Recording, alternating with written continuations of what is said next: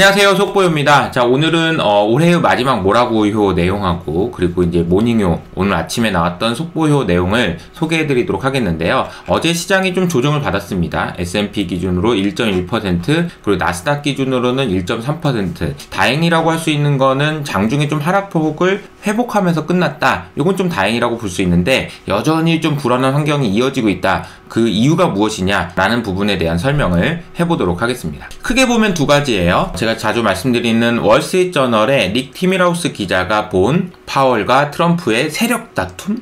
아니 그 힘싸움? 뭐 이런 거라고 보시면 되겠습니다. 연준과 백억 간의 굉장한 긴장 관계가 지금 연출되고 있다라는 내용인데요. 그 내용을 좀 자세하게 소개해드리도록 하겠습니다. 한마디로 표현하면 이런 거예요. 닉 티밀하우스 기자가 이렇게 얘기했습니다. 우리 형이 지금 외줄타기를 하고 있어. 형 힘들지? 뭐 이런 분위기인데요. 어떤 것과 어떤 것 사이에서 외줄타기냐? 첫 번째로는 연준 의원들이 자꾸 트럼프 때문에 인플레이션 올라갈 것 같다고 막 뭐라고 하는 거예요. 그런데 그렇다고 해가지고 트럼프한테 인플레이션 때문에 문제가 있어요 라고 얘기하면 잘릴 것 같고, 그래서 이 둘 중간에서 외줄타기를 절대 이쪽으로 쏠리지도 않고 이쪽으로 쏠리지도 않는 그런 것들을 하기 위해서 지금 이제 파월이 고민하고 있다라는 거죠. 이러한 변화는 11월에 FOMC 회의 때 파월이 했던 얘기랑은 상당히 다릅니다. 어떤 추측도 가정도 하지 않겠다라고 했었는데요. 지금은 좀 많이 달라지는 상황이죠. 12월에 금리 인하를 하긴 했지만 매우 매파적인 발언들과 전망들을 하면서 2024년 2025년의 금리 인하 전망을 9월 달에서 11월 더 많이 올라갔죠. 지금 금리 인하를 많이 못할 것이라는 전망들이 시장에 많이 반영돼 있다라고 보시면 되겠습니다.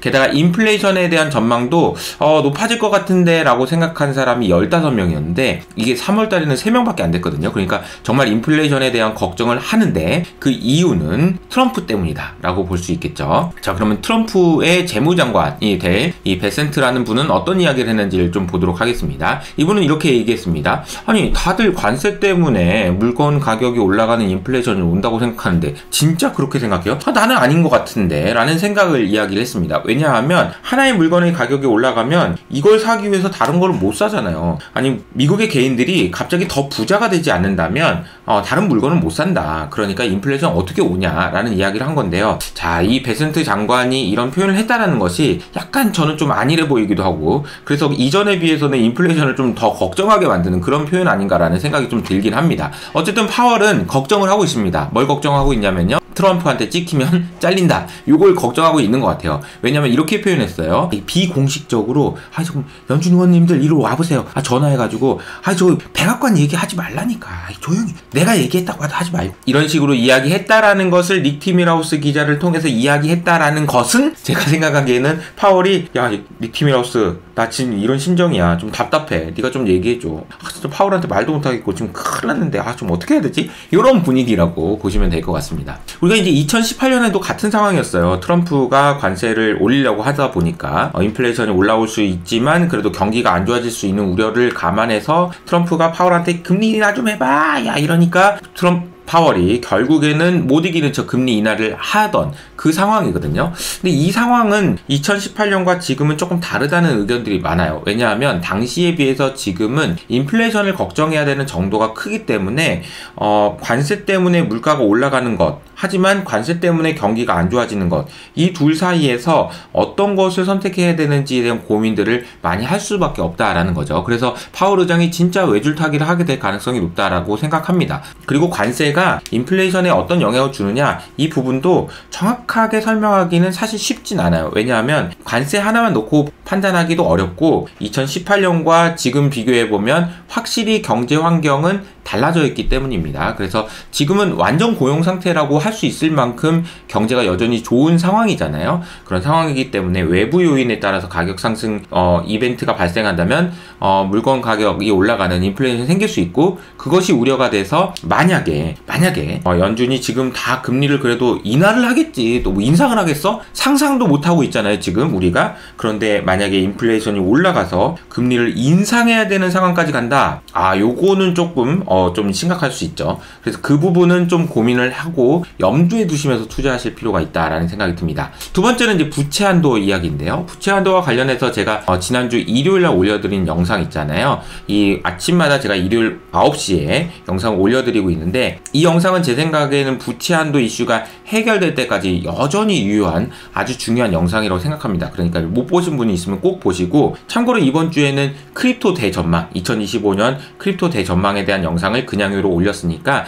그 내용도 한번 보시면 좋을 것 같습니다. 그래서 옐런 장관이 이번에 부채 한도에 대해서 어젯밤에 이야기를 했어요. 그래서 그 내용이 중요한 내용이니까 한번 소개해 드리도록 하겠는데요. 우선은 부채 한도가 지금 현재 31조 달러인데요. 이 부채 한도를 올리냐 마냐를 얘기하는 것이 어려운 이유는 지금 31조 달러인데 부채가 36조 달러란 말이에요. 올리는 거를 과거에 보세요. 올리는 거 어느 정도씩 올렸나. 이 정도씩 조금씩 올리는 건 괜찮은데 지금 여기서 5조 달러 이상을 올려야 돼요. 아니 5조 달러 올려도 안 돼요. 더 올려야 돼요. 그러면 한 10조를 올려야 된단 말이에요. 그러면은 GDP가 20조 후반이라고 봐도 거의 한 30% 정도가 되는 부채 한도를 올려야 되는데, 그거 올릴 거면은 그냥 없애버리는 게 낫지 않을까요? 저도 그렇게 생각하거든요. 트럼프도 그런 이야기를 했고요. 그래서 이제 현실적인 이야기를 옐런 장관이 의회에다가 보고서를 썼는데요. 그 내용을 보면은 일단 1월 중에는 특별 회계 조치를 하게 된다고 합니다. 스페셜한 조치를 할 거다라는 이야기를 했다라는 거죠.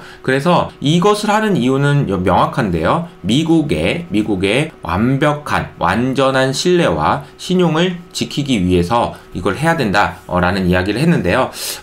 미국을 믿어야겠죠. 사람들이. 이거는 미국을 못 믿으면 이제 끝나는 거니까요. 그래서 뭐가 제일 중요하냐면요. 지금 재무부의 현금 잔고가 영원히 돼 있는, 그래서 이 부채 한도 이야기 뭐 다 중요하긴 한데 제일 중요한 건 뭐냐면요. 재무부가 가지고 있는 예금 통장의 잔고가 빵원이 되는 순간이 언제냐입니다. 일단 얘가 540억 달러가 어쩌고저쩌고 이런 건 다 됐고요. 추가 여유 공간이 1월 14일에서 23일 사이에 소진될 것이기 때문에 특별 회계 조치를 사용할 계획이고, 진짜 완전히 재무부의 현금이 소진되는 시점은 올해 내년 7월이나 8월 정도로 전망된다고 하니까 그때까지는 지금 현금 쌓여놓은 게 있어가지고 여유가 좀 있어요. 그런데 계속 논란이 되고 있는 상황이긴 하다라고 볼 수 있겠습니다. 부채 한도 이슈와 연준의 유동성 관련 노이즈는 연초의 주가 조정의 요인이 될 수 있다, 이런 이야기를 제가 계속해서 말씀드렸죠. 근데 이 문제는 이 산이 얼마나 큰지를 고민해보고 여러분이 각자의 방식대로 대응하는 것이 중요할 것 같습니다. 그리고 추가적으로 연준의 유동성, 레포니, 무슨 영레포니, 리저브니 이런 얘기들이 많잖아요. 근데 아마 개념이 정확하게 잡히지 않을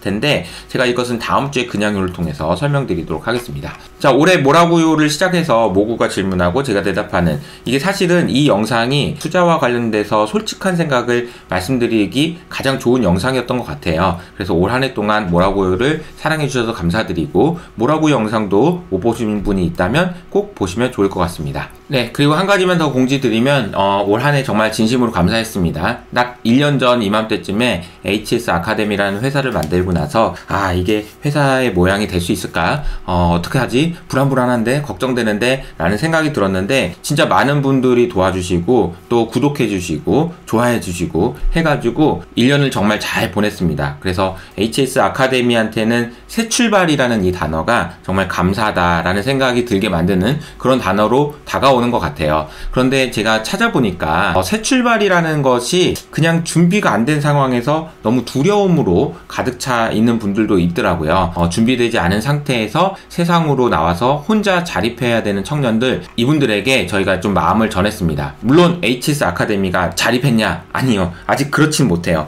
아직 많이 부족하고 여러분들이 더 많이 도와주셔야 됩니다. 그런데 그럼에도 불구하고 저희가 이렇게 마음을 먹을 수 있게 됐다는 것 자체도 너무 감사한 일인 것 같아요. HS 아카데미의 매출은 전적으로 효치님들의 본인에 대한 투자 덕분입니다. 돈이 돌고 돌면 결국에는 어떻게 쓰여지는지 그리고 어떻게 평가받는지가 중요할 텐데요. 여러분들과 함께 최선을 다하겠다는 말씀을 드리면서 오늘은 여기서 마무리하도록 하겠습니다. 감사합니다.